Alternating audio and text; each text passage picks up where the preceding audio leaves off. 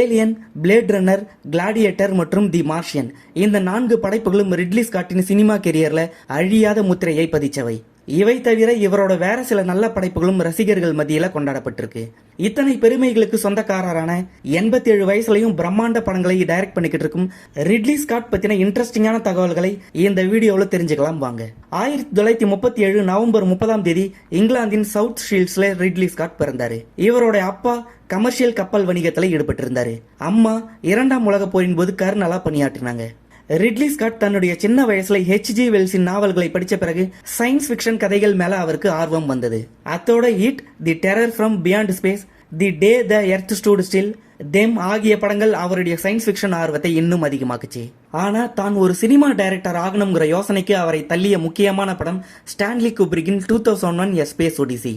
லண்டன்ல Royal college of art யூனிவர்சிட்டியில அவர் படிக்கிற சமயத்துல 1962ஆம் ஆண்டு பாய் அண்ட் பைசைக்கிள்ங்கிற 16mm ஷார்ட் பிலிமை முதலா டைரக்ட் பண்ணாரு.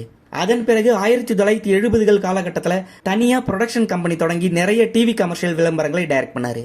ரிட்லி ஸ்காட்டோட தம்பி டோனி ஸ்காட்டும் பிரபலமான சினிமா டைரக்டர் தான். டாப் கன் முதல் பாகம் உட்பட பல படங்களை டோனி ஸ்காட் டைரக்ட் பண்ணியிருக்காரு. ஆனா இப்போ அவர் உயிரோட இல்ல. ரிட்லி ஸ்காட்டோட முதல் திரைப்படமான தி டுயலிஸ்ட் 1977ஆம் ஆண்டு ரிலீஸ் ஆச்சு.